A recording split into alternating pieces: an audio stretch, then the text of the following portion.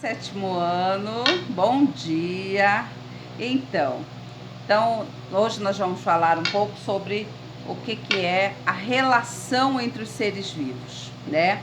Logo nós vamos estar juntinhos e aí a gente vai dar mais um feedback de tudo isso aí para vocês entenderem melhor.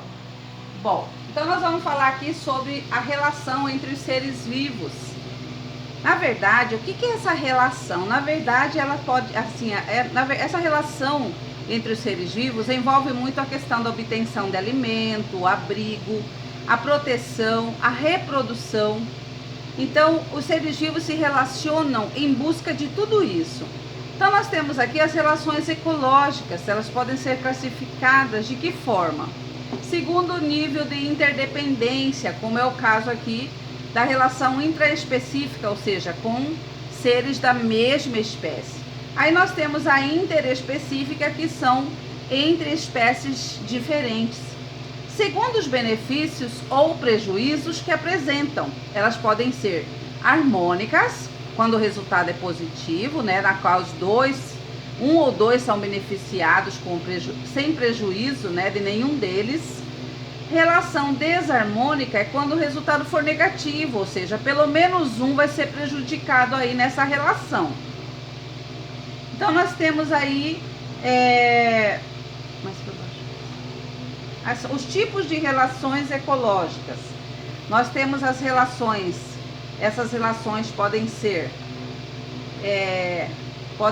aqui harmônica, né? Elas podem ser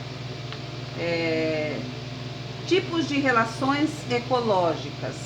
Elas podem ser intraespecífica ou harmônica, como é o caso aqui da abelha, né? Nós temos aí a colônia, essa sociedade aí das formigas, né? A sociedade dos cupins.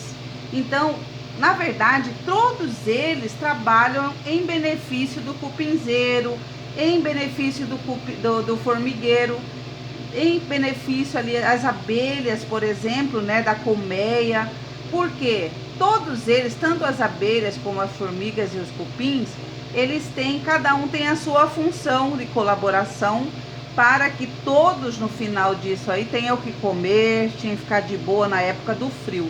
Por isso que todos colaboram, então é uma relação bastante harmônica.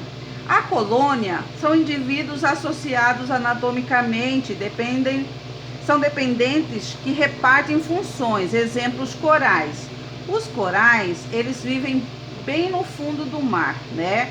Então eles fazem associação, né, entre eles, onde um produz alimento para o outro e eles se beneficiam.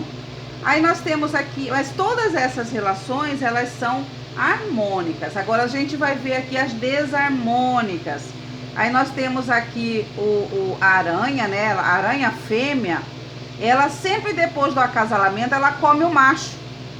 Por quê? Né? Porque para garantir a parte genético, ou por exemplo, a fêmea da aranha come os machos sempre após a cópula. E assim ela começa a controlar essa população, né? De machos, para não acontecer exagerado, né, quantidade de machos nesse sistema. Então nós temos aqui também a competição. Nós temos aí dois peixes, né, se competindo pelo alimento no aquário. Então eles fazem essa disputa pela comida, fazem essa disputa também pela fêmea, né, pelo lugar, pelo habitat, eles brigam, né, eles competem entre si. Aí nós temos aí as relações interespecíficas, que inter já vem com espécies diferentes, né? No caso aqui o mutualismo, olha só, esse mutualismo a gente vê muito aí, né, nos galhos das árvores, são os líquens. Eles fazem simbiose com as algas, porque algas e fungos, porque eles vão, um ajuda o outro na produção de proteínas, na produção de alimento, eles se associam e um ajuda o outro. Aí nós temos aí o inquilinismo. Quem que é o inquilino aqui nesse caso? Nós temos aqui o galho de árvore e nós temos as orquídeas. Então o galho da árvore, ela serve de abrigo para que a orquídea fica muito mais próximo do sol, porque o galho das árvores ficam altos e elas ficam no galho justamente para pegar mais sol. E aí nós temos aí o comensalismo. Quem é o comensal aí? No caso, urubus que comem os restos das presas deixados por outros animais, né? Os crustáceos que se alimentam da pele da baleia franca. Então, assim, quando os urubus comem o resto das presas deixadas por outros animais, ele está sendo comensal, ou seja, não faz esforço nenhum e ele come o que resta. A protocooperação, as duas espécies envolvidas obtêm benefício, mas não é uma relação obrigatória. Por exemplo, eles podem viver de forma isolada, como é o caso do caranguejo ermitão. A anêmona, o caranguejo, ele esconde embaixo da anêmona para quê? Para fugir do predador. E aí eles se beneficiam, um beneficia o outro. No caso das relações desarmônicas, aqui o caso amensalismo, ele já é o quê? Uma espécie evita o desenvolvimento da outra. No caso aqui, as raízes de certas plantas liberam substâncias tóxicas e evita o crescimento de outras na região.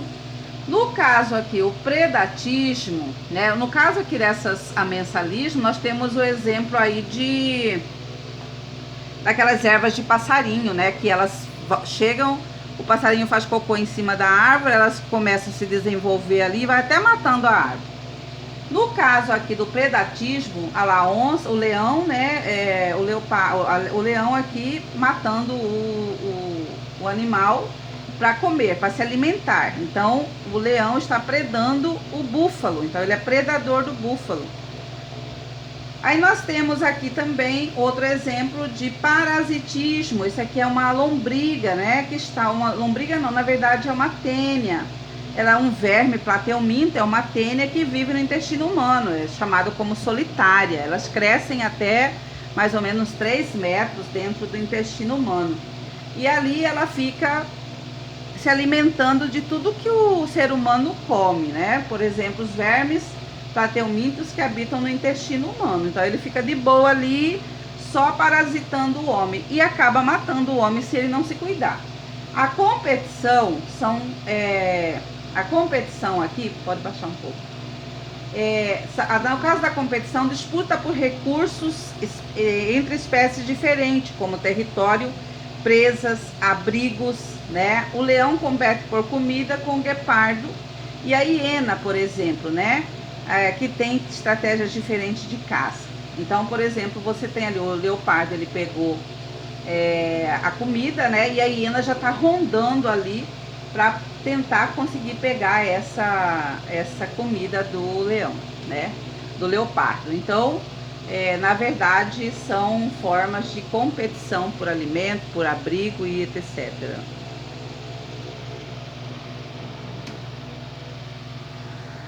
Arrasou.